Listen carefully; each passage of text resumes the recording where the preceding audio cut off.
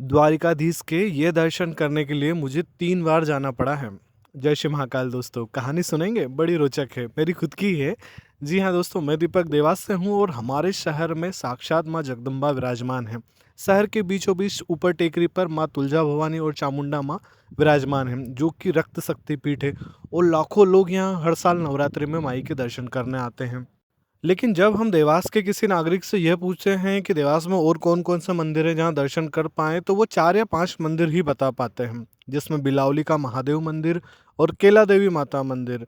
इसके अलावा अगला किसी मंदिर में लोग संकोच में पड़ जाते हैं कि प्राचीन मंदिर है या नहीं।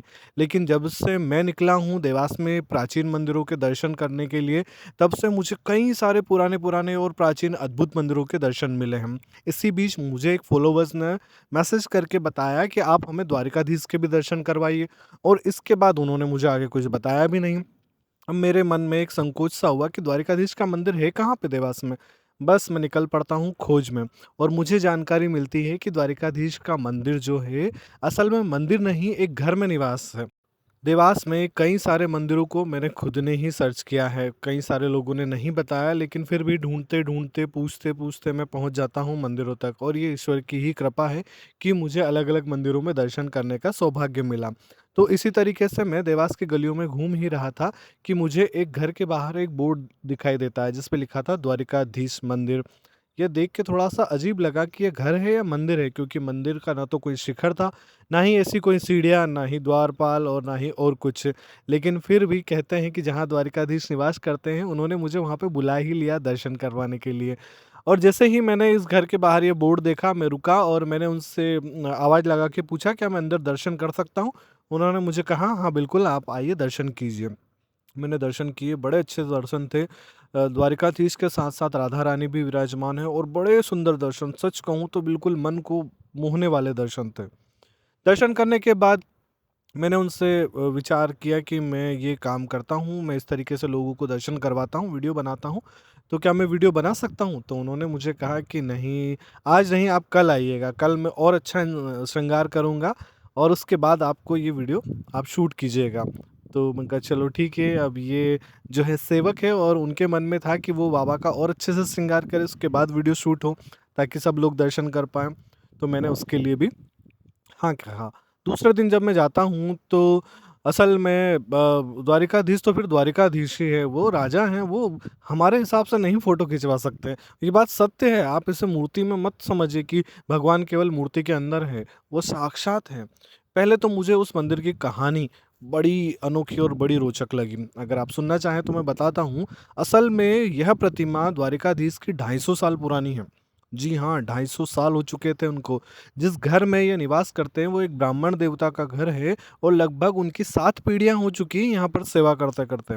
और कहानी शुरुआत ऐसे होती है कि जिनका ये घर था, एक समय पे वहाँ एक दादी माँ रहती थी और उनके पति जो थे वो शांत हो चुके थे और उनको कोई संतान नहीं थी।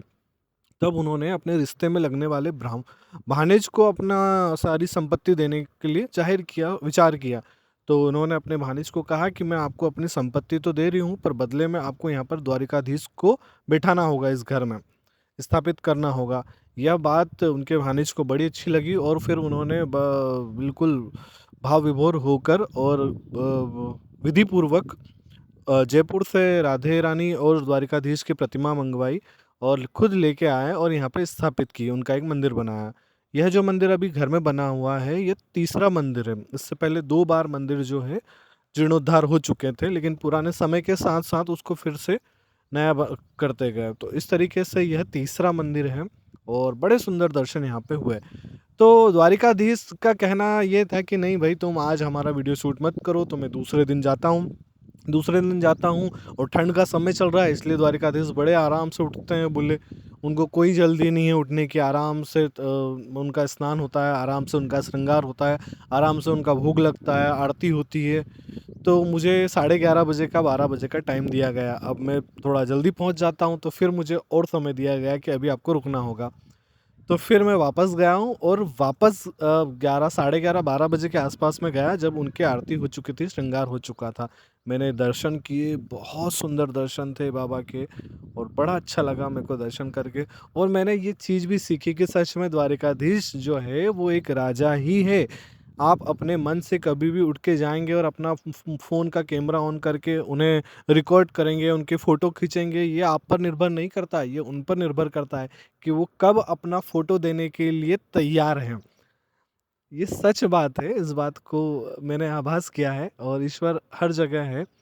आप उन्हें मानिए, समझिए, आप अपने भाव रखिए ऐसे उनके प्रति, तो आपको ये भावनाएँ जो अपने आप ही आपके मन में भी जागृत होगी। तो बड़े सुंदर दर्शन थे, आप भी जाकर दर्शन कर सकते हैं द्वारिकाधीश मंदिर में, जो कि मालीपुरा क्षेत्र में महाराष्ट्रीयन धर्मशाला से थोड़ा-सा आगे ही है और बड़े सुंदर दर्शन आपको वहाँ पर होंगे। निजी मंदिर है इसलिए परमिशन लेना पड़ता है, लेकिन दर्शन करने के लिए कोई मनाही नहीं है। बाकी मेरा ये अनुभव मैंने आपको बताया है, आपके जो भी विचार हैं इसके लिए मुझे कमेंट में ज़रूर बताइएगा और ऐसे ही और दर्शन के लिए मेरे साथ बने रहिएगा। जय हो द्वारिकाधीश, जय श्री महाकाल।